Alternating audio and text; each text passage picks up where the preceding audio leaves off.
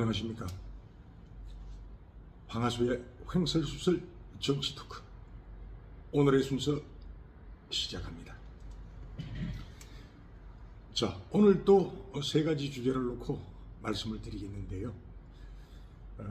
첫 번째, 국민의힘에서는 한동훈 비대위원장이 광폭 행보를 하고 있습니다.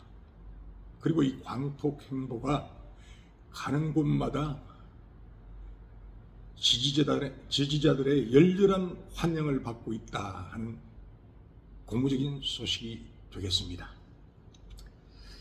그리고 두 번째는 민주당의 빅뱅이 시작됐다. 자, 이낙연 전 대표의 탈당에 이어서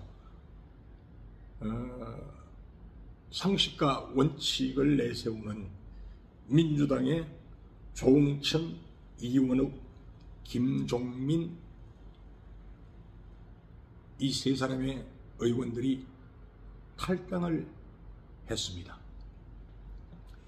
처음에는 이 사람들이 네 사람이었는데 윤영찬 의원은 그 탈당 기자회견 30분 전에 탈당을 철회해버렸습니다. 기막힌 사연인데요. 이러한 사항이 민주당에서 벌어졌습니다. 그리고 자, 이제 세 번째, 그럼 새로이 창당 준비를 하고 있는 신당들은 어떻게 될 것인가? 자, 국민의힘 전 대표 이준석도 있고, 자, 더불어민주당에서 떨어져 나온 이낙연 전 대표도 있고, 공정과 상식에서 탈퇴한 의원 세 사람도 있고, 그 이외에 또 양향자 의원도 있고 금태섭 의원도 있습니다. 이런 사람들의 소위 말해서 합칠 것인가, 합치지 못할 것인가, 이들의 장래는 어떻게 될 것인가, 여기에 대해서 말씀을 드리기로 하겠습니다. 자, 먼저 국민의힘 소식입니다. 어제는 그 뉴스를 보니까 국민의힘 한동훈 비대위원장이 부산을 방문했었습니다. 며칠 전에는 그 이재명 대표가 부산 그 가덕도 신공항 그 예정 부지 쪽에 뭐 방문을 했다가 괴한으로부터 피습을 당해가지고 한참 시끄러웠죠. 그 피습당한 후에 그것이 뭐 목 부위가 뭐 1cm가 찢어졌니, 1.4cm가 찢어졌니, 헬기를 타고 왔느니 뭐 이래가지고 아주 시끄러웠습니다. 지금도 그 여파가 남아있는 것 같아요. 그런데 저는 이렇게 말씀드리겠습니다. 정치인이든 일반 사람이든 그건 우리나라든 남의 나라, 저 서방이든 뭐 유럽이든 공산주의 국가든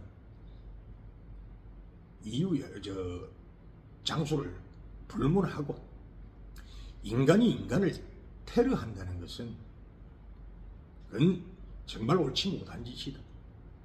이런 일은 있어서는 아니 될 것이다 하는 것이고, 정치적인 그 이슈와 뭐 헤게모니를 떠나서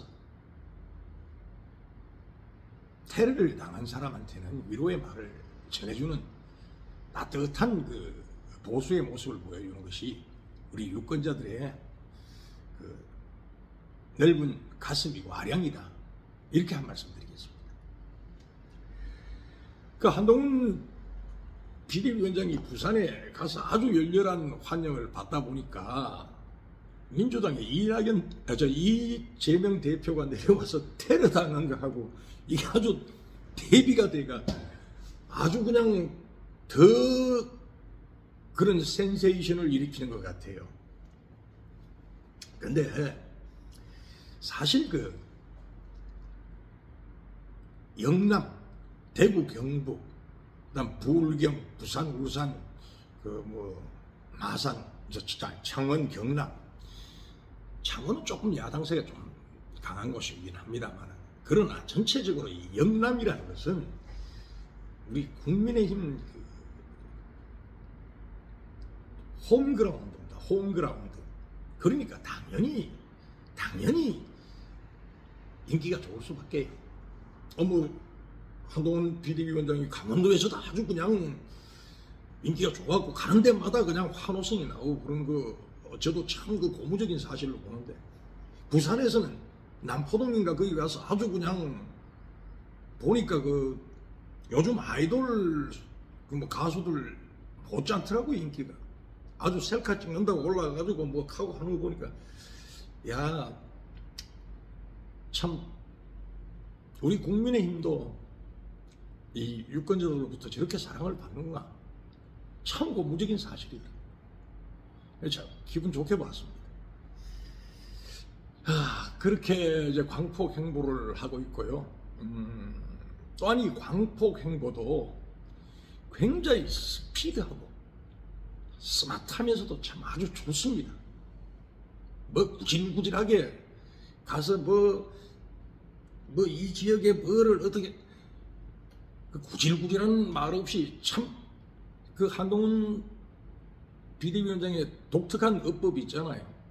아주 그런 게 딱 그냥 눈에 띄면서 많은 사람들로부터 환호성과 갈채를 받고 있더라.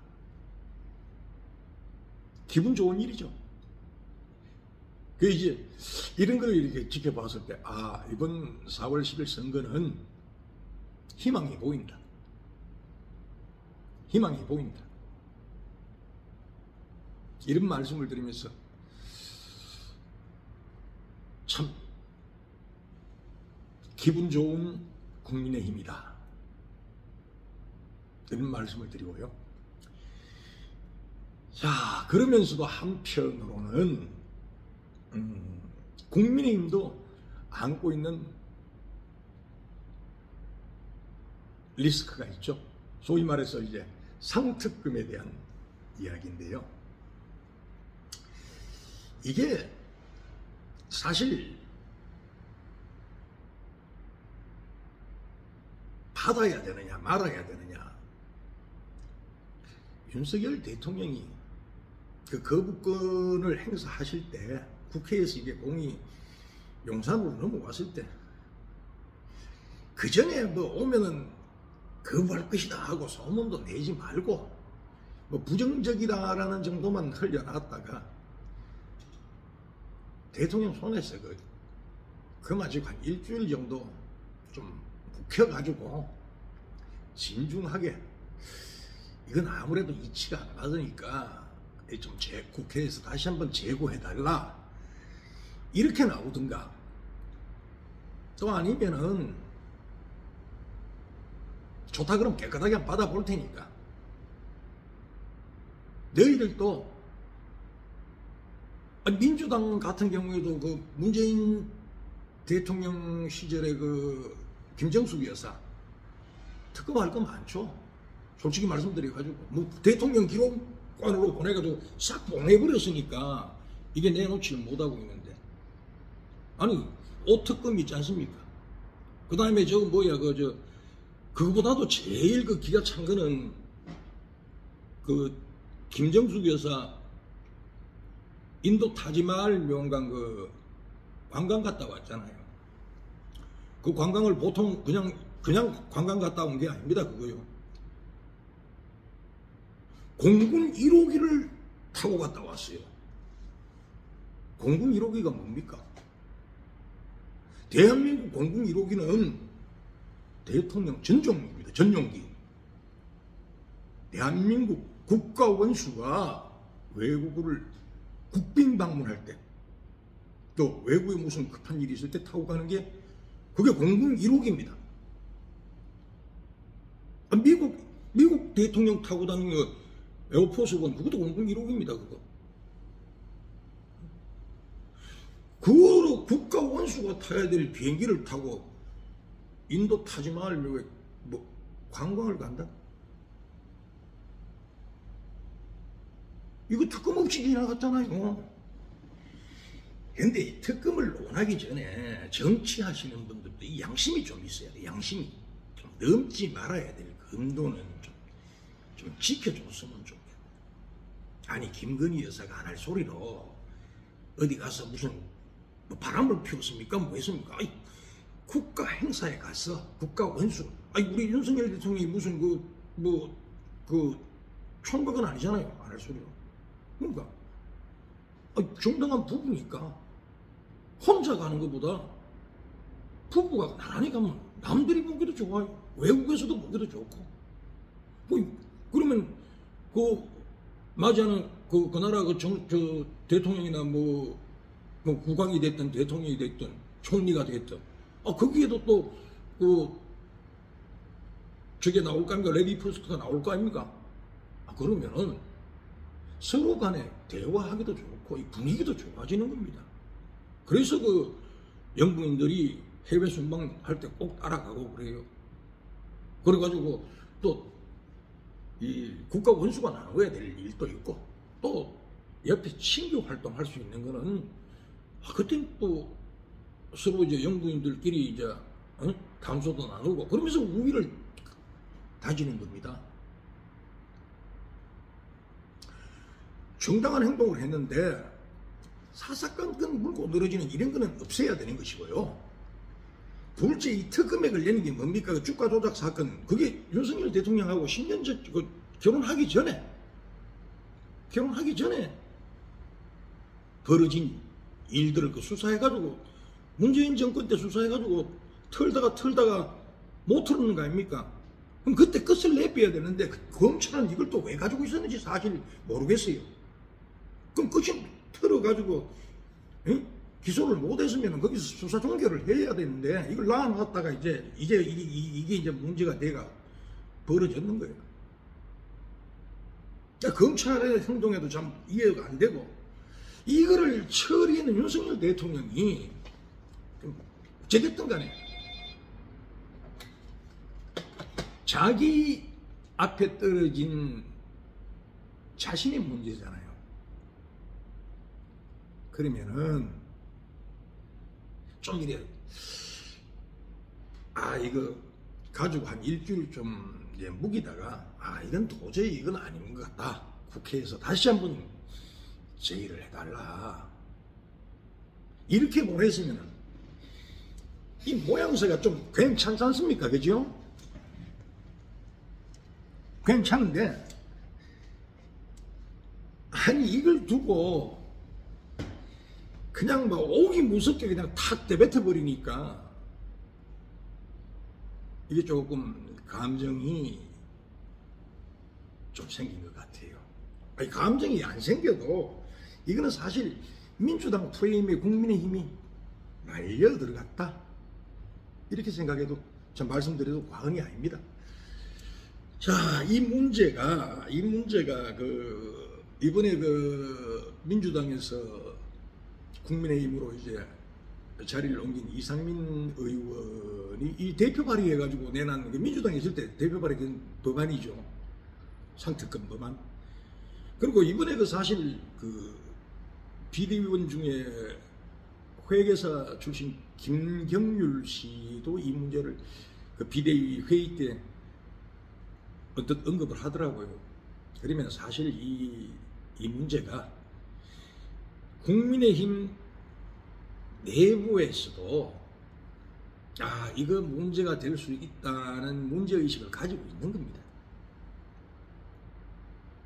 그렇기 때문에 한동훈 비대위원장이 이것을 어떻게 털고 갈 것이냐. 이거 사실 한동훈 비대위원장이 오기 전에서부터 이 말은 계속 있었어요. 사실. 자, 이것 때문에 윤석열 대통령을 이 뭐 윤석열 대통령의 말을 하고 배척점에 써가지고 강한 비대위원장이 되느냐 뭐 하느냐 이런 이야기가 있었는데 사실 참 해결하기 힘든 일이 맞습니다. 그런데 어저께 이제 한동훈 비대위원장이 제2부속실도 설치하고 감찰관 설치에 대해서도 뭐 검토 한번 해보겠다는 입장에 오늘 띄우긴 띄웠어요. 어떤 형태로든 간에 이 문제는 풀어야 된다. 빨리 풀수록 이건 국민의힘에 덕이 되는 것이다. 이 가지고 질질 끌면은 이 총선까지 계속 민주당에서 묵고 늘어질 겁니다. 이 좋은 거 잡았다고 지금 꼬리 골까지 다 해가지고 걸라 그러는데 이걸 빨리 잠재울 수 있는 한동훈 비대위의 지혜를 한번 기대해 보겠습니다. 어떻게 마무리를 짓는지. 자, 그러면은 두 번째로 민주당 이야기를 한번 해봅시다. 이 방송 처음 시작할 때 그 가덕도 쪽에 뭐 갔다가 그 운동 쪽에 그 제가 좀 알아요. 그 마천공단 있고 그 언뜻 그 뉴스에 나오는 화면을 이렇게 보니까 눈에 익은 길이 들이던데 그쪽에 가면 웅동에 가면은 조국이 그 웅동중학교 웅동재단 웅동중학교가 거기 있습니다. 가덕도 그쪽 옆으로 가면은 그 청안 해오름 아파트가 있고 마천공단 있고 그리에가 넘어가거든요. 그 길 제가 잘 압니다. 그 어디에 가지고 용원 웅동 바로 그 용원 그 넘어가 거제도 방향에 그 가덕도 그 매립지거든요. 어디 뭐 그 근처에 가는 것 같은데 거기서 이제 테러를 당했습니다. 이걸 놓고 또 뭐 테러한 사람이 당적이 어떻게 되느냐 하고 왈가왈부하고 헬기를 타고 갔는 게 뭐 그냥 위법하다 아니다 하고 난리지기고 이러다 보니까 그 대구시장 하던 그 홍준표 시장이 아이 그걸 가지고 뭐 그러냐고 한 소리 했다가 그냥 오만 또 그 여론의 문매를 맞더구만요. 근데 사실 정치인이든 아니든 이 사람이 사람을 공격하고 이 테러 행위는 있어서는 안 되죠. 더군다나 그 야당 대표입니다. 이 야당 대표는 여당의 적이 야당이 아닙니다. 정치는요 여당과 야당이 어차피 집권당이 있으면 거기에 대항하는 당이 있거든요. 그 여와 야로 나뉘는데 여당과 야당은 싸우고 원수지고 전쟁하는 게 아닙니다. 치열하게 토론하고 그 토론에서 답을 얻어내고 이 토론할 때도 욕도 하면 안 돼요. 상대를 존중하고 배려하고 그래 당신 말도 일리가 있다. 내가 그 이야기에 충분히 공감하고 그렇지만 나도 이런 입장이니까 그러면 내가 이렇게 할 테니까 니꺼는 뭐 이렇게 나도 좀 받아주겠다. 이렇게 서로 상호 의논하고 거기에서 합의된 의견을 도출해내고 이런 것이 정치입니다. 우리나라 정치는 보면은 여당과 야당이 전쟁터에서 만난 적군하고 아군하고 같아요. 그건 정치가 아닙니다. 그건 전쟁이죠. 전쟁과 정치는 말도 못하게 차이가 나는 거예요. 그건 말 자체가 비교가 안 되는 거죠. 그래서 야당 당대표가 피습당한 사건에 대해서는 국민 전체가 안타까워해야 되고 참 이런 일이 다시 일어나지 말아야 되는 것이고, 또 피습당한 야당 대표의 쾌유를 빌어주는 것이 정치인이 됐든 일반 국민이 됐든 기본적인 사람의 도리이자 예의이다, 이런 말씀을 드리면서 자, 어쨌거나 저쨌거나 이제 민주당에서는 지금은 이재명 대표가 뭐 피습당한 데서 딱 멈춰 있지를 않습니다. 실질적으로 이재명 대표가 가덕도 내려가기 전에 그 신년이었습니까? 그 한 열흘 전에 그 이낙연 대표하고 회동을 했죠. 둘이 눈 오는 날. 거기서 한번 나올 때 그때 이미 그 뭐 돌아오지 않은 강을 건너가 버렸다. 제가 이 앞전 방송에 그렇게 말씀을 드렸는데, 그 이제 피습 사건 때문에 이제 조금 이제 탈당하는 게 한 이틀 늦추어졌죠. 그건 이제 서로 간에 그 사람이 예의 지키려고 그런 것 같아요. 그건 뭐 좋게 이야기해가지고, 응? 그 당대표가 피습됐는데 급한국에 탈당하겠다, 이것도 모양새가 좀 그렇잖아요. 그러니까 한 며칠 기다려가지고 이제 드디어 탈당 선언을 했습니다. 탈당 선언을 해가지고 이제 나갔는데, 그 뒤를 따라가지고 상식과 원칙입니까? 뭐 거기에 민주당 조응천 의원, 뭐 이 사람이야 뭐 대놓고 그 TV에 출연하면은 뭐 그래도 민주당에서 쓴소리 제일 잘하는 이상민 조응천 아니었습니까? 그죠? 조응천 의원, 이원욱 의원, 김종민 의원. 원래는 그 윤영찬 의원까지 네 사람이었어요. 네 사람이 이제 어제인가 그 탈당한다고 탈당 선언을 하는 기자회견을 하기로 했는데, 기자회견 한 30분 정도 놔두고 그 윤영찬 의원은 당에 잔류하겠다. 근데 이 기자회견 장소를 마련한 사람이 윤영찬 의원이라고 그러더라고. 뭐 자기가 다 그 기자회견 장소까지 마련해놓고 이제 다 모이자 해가지고 가는 도중에 이제 윤영찬 의원은 난 못하겠다 이렇게 내버리는 거야. 참 모양새 빠지는 짓입니다. 그죠? 참 꼴이 이상한 탈당 기자회견이 돼버렸는데, 그렇더라도 뭐 이미 탈당을 했고, 이 세 사람의 탈당은 그 벌써부터 아마 예견돼 있었던 일이기 때문에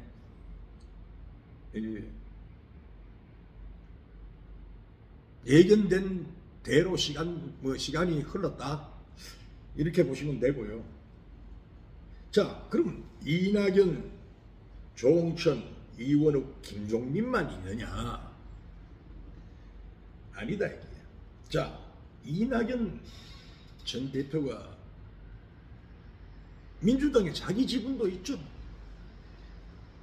자, 이낙연 전 대표가 빠져나왔다는 것은 이낙연계 뭐 사람이 한 사람이 됐든 두 사람이 됐든 또 탈당을 하게 될 것이다. 그리고 자, 민주당에서 지금 그 공천하는데 이미 그 자객 공천 그런 말이 나돌고 있죠, 그죠? 그 윤영찬 의원이 그 지금 민주당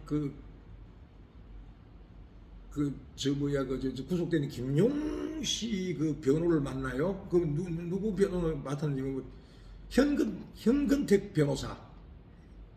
이 사람이 윤영찬 의원하고 같은 지역구에 이제 그 공천 사업을 하게 됐는데, 현근택 변호사가 그 뭐 어느 자리에서 술자리인 것 같아요. 술 마시면서 무슨 한마디 했는 게 또 성희롱에 걸려가지고 이게 감찰 해야 돼, 뭐 징계를 해야 된다. 이게 아마 그 마이너스 요인으로 작용하면은 이 뭐 공천 못 주는 거 아니냐 이래가지고 그 정성호 의원하고 이재명 대표하고 사이에 오고 간 문자 가지고 그냥 설왕설래 하더니만은 이걸 보고 자 그러고는 현근택 변호사가 공천에서 탈락할 수 있는 감점 요인이 있기 때문에 자기가 그 자리에서 살아남을 확률이 많기 때문에 탈당을 안 했다. 뭐 이런 이야기가 지금까지 흘러나오고 그래요. 근데 그건 뭐 자기네들 사정이고 아무튼 간에 이미 자객공천이라는 말이 돌았고 현역 의원 가운데서 자기가 이제 지역구 출마가 좌절된 사람 또 지금 그 이낙연 대표가 나가서 이제 신당을 창당하게 되면은 그 이제 신당 세력을 보겠죠. 보고 이제 그 눈치를 보면서 빠져나올 의원들이 꽤 솔솔이 있다고 저는 생각해요. 그래 되면은 이 이제 민주당이 아니 개딸들을 민주당이 왜 두려워합니까? 이 공천하는데 직접적으로 이래가지고 영향을 줄 수가 있기 때문에 이 개딸들을 두려워하거든요. 그 개딸들이 싫어하는 사람들은 그 소위 말해가 그 김대중 전 대통령이나 그 노무현 대통령 쪽에서도 이게 좀 갈리는 것 같아요. 그건 뭐 지금까지 흘러나온 이낙연 계가 뭐 별로 있겠느냐 하고 하지만은 그 이낙연 계는 적더라도 공천 못 받은 이 뼈로진 않는 사람들 이리 오면은 어차피 공천 지금 그 못 받은 사람이 저기 뭐야 그 이낙연 신당으로 간다는 건 그 현역 의원 배지를 달고 있는 사람들이거든요. 이렇게 없애버리면은 뭐 하긴 그 국회의원 임기가 다 되긴 했습니다만은 민주당이 굉장히 흔들릴 수 있는 내용을 겪을 것이다. 이미 그 내용은 시작됐다. 이렇게 보는 것이고요. 참 뭐 우리 국민의힘에서야 뭐 내용이 없겠습니까만은 이 민주당의 이번 그 선거를 앞둔 내용은 좀 애가 아플 만큼 내용이 깊어지지 않나 이런 생각도 들어요. 지금 이제 그 내용이 시작되는 것 같습니다. 자, 이번에는 그 신당에 대해서 말씀을 드리겠습니다. 자, 민주당에 이어서 이제 민주당을 뛰쳐나온 이낙연 전 대표 뭐 나온다고 몇 번이나 이야기했고 눈 오는 날 차 마시고 나와가지고 뭐 자기는 자기가 할 길을 가겠다 공개적으로 언론에 대놓고 공개적으로 이제 뜻을 밝혔으니까 그 뛰어나왔습니다.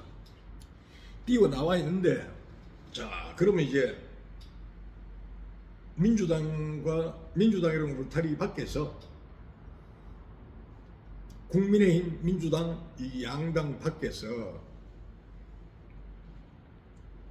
야인으로 있는 이제 소위 이제 신당 창당파들, 신당 창당파들이 누구냐 그러면은 자 이낙연 전 대표, 그 양양자 의원 있죠. 그 다음에 그 금태섭 의원 있습니다.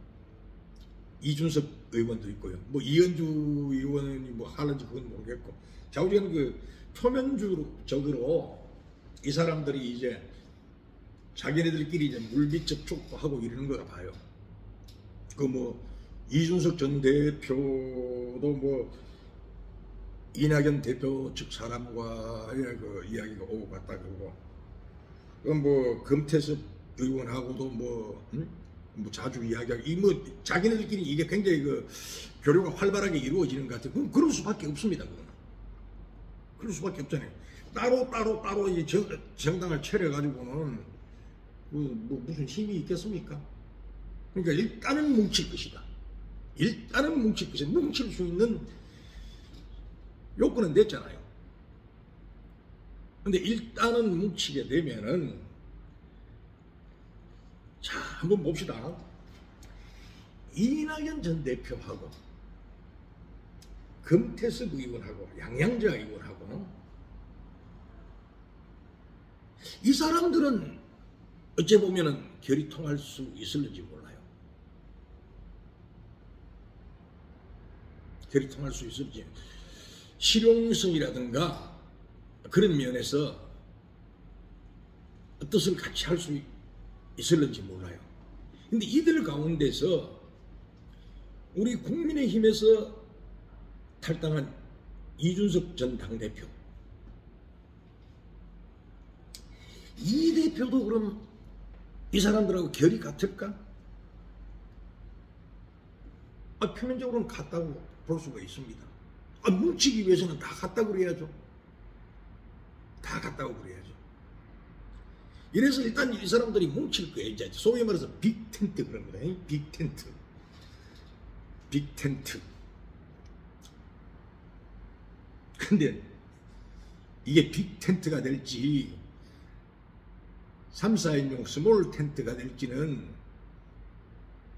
무엇이 결정지어주느냐. 이 사람들이 노리는 거는, 자, 한번 보십시오. 이낙연 전 대표가 만약에 신당을 창당해가지고 이낙연 전 대표 같은 경우는 자기 그 지분이 좀 있습니다. 그리고 호남 쪽에 어떤 그 출신 지역이라는 그런 강한 그 적어도 가지고 있고요. 근데 금태섭이나 양양자 이런 사람은, 이준석 이런 사람은 자기 지역을 확실하게 가지고 있지를 못합니다. 그럼 수도권을 봐야 되는데, 수도권이 아주 이번 총선에서는 치열하게 전개될 것입니다. 제가 봤을 때는 살아남기가 힘들 것 같아요. 자기 자신도 살아남기가 힘들 것 같아요. 그렇기 때문에 일단 빅텐트를 친다는 가정하에서 이들의 세를 규합해 가지고 첫 번째가 이 사람들의 세를 가지고 선거를 치렀을 때 자기네들 순수 힘으로 20석을 얻을 수 있느냐. 이 20석이라는 것은 소위 말해 교섭단체, 국회 교섭단체가 될 수 있느냐 못 되느냐 이 이야기거든요. 교섭단체 못 되면은요, 국회의원이 국회 안에서 협상권도 있어야 되고 여당 야당 이 대접도 받고 해야 돼. 교섭권이 없으면은, 교섭단체가 못 되면은 그 19명이나 18명이나 1명이나 2명 똑같은 꼬라지밖에 안 된단 말이에요. 그래서 이거 교섭단체, 교섭권을 가진 교섭단체 20석이 굉장히 중요한 겁니다. 이낙연 대표가 모으는데 몽땅 뭉쳐가지고 뭐 어찌 하면은 그래도 교섭단체까지는 안 힘들겠어요.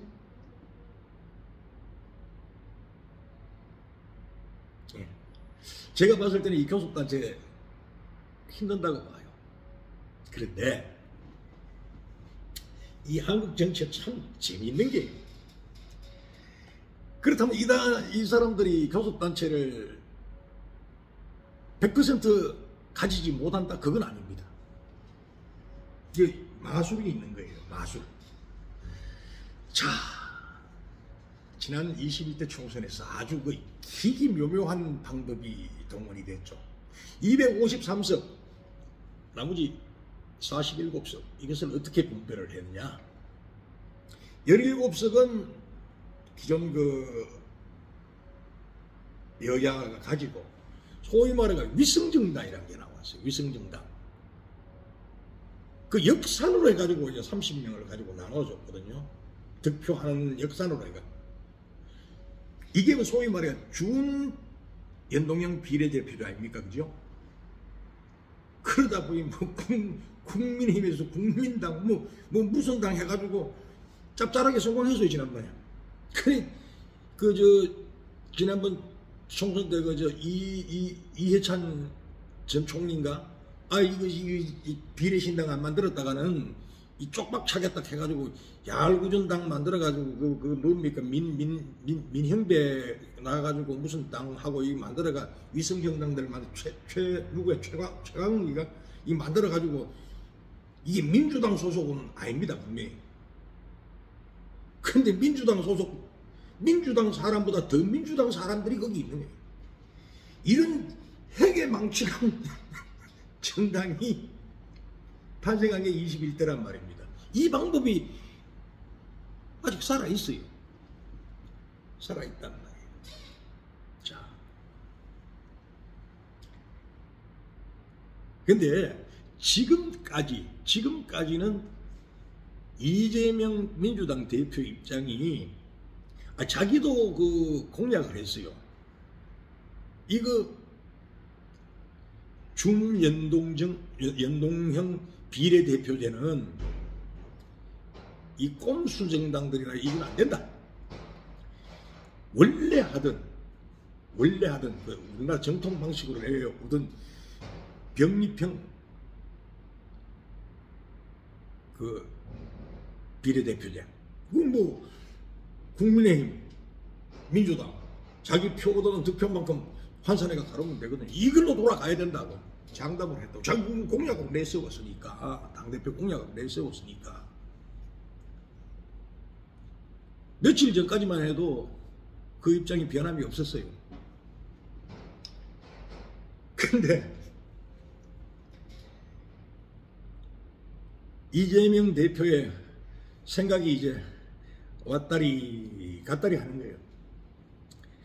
야, 이거 위성정당 안 만들라니까 개딸들하고 그 옆에 그 위성정당 하자고 그냥 그 하는 세력들이 그 세력이 만만찮은 거예요. 그럼 아주 뭐 그냥 자기한테 공격하는 그런 사람도 있단 말이에요. 이게 병립형으로 하자니 당내 반대 세력으로 그냥 내리쓰는 게 겁이 나고, 그렇다고 이놈의 걸 하자니 자기 친위병사들로 이 비례대표를 다 받으면 요거 몽땅 내게 되는데, 친위병사로 내가 받았지만은 옷이 틀리잖아요. 파란 옷이 아니고 파란데 약간 얇은 옷이든지 뭐 좌우지간 뭐 노란 옷이 대표든지 엄격하게 말해질 게 아니거든요.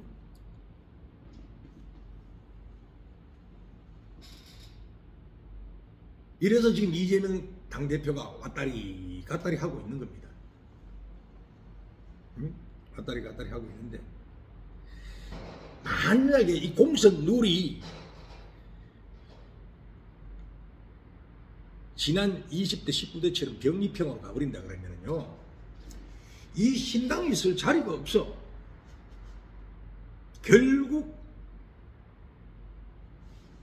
뭐 몇 석은 얻겠지. 몇 석은 얻어가지고 시간이 가면은 소멸되는 정당에서 손으로 갈 것이다. 신당의 운명이 그렇습니다. 교섭단체를 얻지 못한 신당은 뭐 유순한 하다. 근데 준연동형 비례대표제로 갔을 때는 이 사람들은 왜 유리하냐? 지인으로 국회의원을 당선시킬 힘이 없단 말이에요. 지역구 의원을 낼 수가 없는 거야. 지역구 의원이 없으면은 준연동형 비례대표제는 없는 만큼 제로에 가까울수록 많이 받아오니까, 이 30석 속에서 많이 받아오니까, 그러면 국민의힘이나 민주당은 받아올 게 없어. 왜? 자기 자신이 벌써 이 30석보다 더 큰 덩어리니까. 근데 이 사람은 나머지는 몽땅 24국기로 가져올 수 있는 거예요. 이게 이 빅텐트를 쳐가 이게 주워온다 그러면. 그러면 이게 제3당이 되고 남는다. 요런 문제가 있습니다. 요런 문제가 지금. 참 정치라는 게 재미있죠. 근데 이재명 당대표가 이리 왔다 저리 갔다 하는데 요게 어디서 멈추느냐. 이게 지켜보면서 기다리는 묘미가 될 수 있습니다. 그렇지 않습니까? 다음 방송 때는 오늘 한 이야기보다는 조금 더 확신에 찬 이야기를 할 수가 있겠죠. 아무튼 이제 총선이 100일도 안 남았습니다. 국민의힘에서는 한동훈이라는 이 걸출한 스타가 하나 나타나가 이제 외부적으로 이제 세를 확장하는데 먼저 스타트를 했어요. 지금 모양새가 그렇습니다. 민주당에서는 당 내부 사정도 안 좋아가 탈당하고 뭐 그냥 싸우고 찢고 뽑는데 당 대표까지 테러를 당해가지고 이 완전히 다운 직전이다. 이때 국민의힘에서 진짜 뭐나 다 끄집어내가지고 할 수 있는 그런 게 나올 것도 같아요. 자, 국민의힘이 안고 있는 그 상특급 리스크, 이것을 국민의힘 비상대책위원장인 한동훈이 어떻게 슬기롭게 풀어나갈 것인가. 자, 다음 한 주를 기대해 봅니다. 황하수의 횡설수설 정치 토크 오늘 순서 마칩니다.